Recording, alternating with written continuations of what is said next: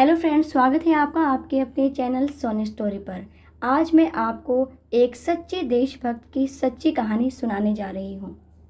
दोस्तों, हमारे देश में हमेशा देशभक्ति को धर्म से ज़्यादा महान माना गया है। आज मैं आपको एक ऐसे देशभक्त की कहानी बताने जा रही हूँ जिसे सुनकर आपको उस पर ज़रूर गर्व होगा और अपने हिंदुस्तानी होने पर भी। यह बात तब की है जब देश आज़ाद नहीं हुआ था। नेताजी सुभाष चंद्र बोस ने देश के लोगों से अपील की थी कि उनके घर से एक आदमी उनकी सेना में भर्ती हो और देश के लिए लड़ाई में अपना योगदान दे।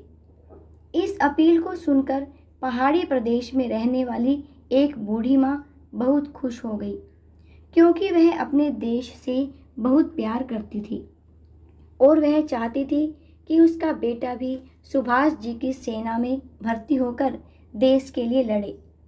जब बूढ़ी माँ के बेटे को उनकी इच्छा पता चली तो वह भी खुशी खुशी सेना में जाने के लिए तैयार हो गया और अपनी माता का आशीर्वाद लेकर सेना में भर्ती होने के लिए पहुँच गया।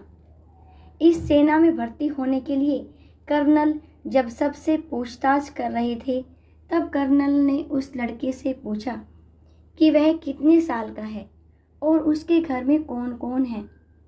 कर्नल के सवालों का जवाब देते हुए लड़के ने कहा कि वह 21 साल का है और उसके घर में वह इकलौता बेटा है और उसकी बूढ़ी माँ है।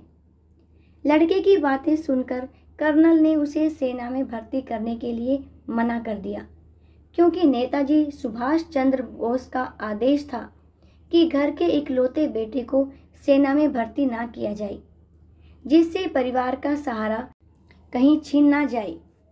हालांकि लड़के ने कर्नल से बहुत विनती की और उसे सेना में भर्ती कर लेने के लिए कहा, लेकिन कर्नल ने उसकी एक न सुनी और उसे घर वापस लौट जाने के लिए कहा। निराश होकर लड़का घर लौट गया और सारी घटना अपनी माँ को बताई। इस दुख को उसकी माँ सहन नहीं कर पाई और उसे आखिरी कुछ शब्द बोलकर वह अपना देह त्याग गई। माँ का अंतिम संस्कार करके लड़का फिर से सेना में भर्ती होने के लिए वहीं पर वापस लौट आया और वापस लौटकर उसने कहा कि अब उसके पास कोई परिवार नहीं है। उसके परिवार में एक सदस्य जो उसकी माँ थी, वह भी उसे यह कहकर चली गई कि वह आज से उसकी माँ नहीं है, क्योंकि वह उसकी देशभक्ति के रास्ते में रोड़ा बन रही है। इसलिए उसे उसकी माँ कहलाने का हक नहीं है और उसकी असली माँ भारत माता है। इन सारी बातों का नेताजी को जब पता चला तो उन्होंने इस देशभक्त माता को श्रद्धांजलि दी और उनके बेटे को सेना में भर्ती कर लिया और उन्हें कप्तान की पोस्ट पर नियुक्त कर दिया। दोस्तों, यह होती है सच्ची देशभक्ति और यह होता है देश के लिए बलिदान।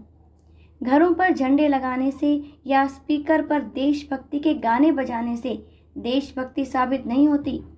देशभक्त के दिलो दिमाग सब जगह देश छाया रहता है। भारत में ऐसे देशभक्तों की कोई कमी नहीं है। ऐसे देशभक्तों को सलाम, भारत माता को सलाम।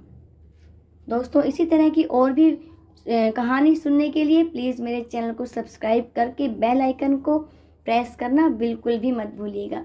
आखिर तक बने रहने के लिए आपका बहुत बहुत धन्यवाद।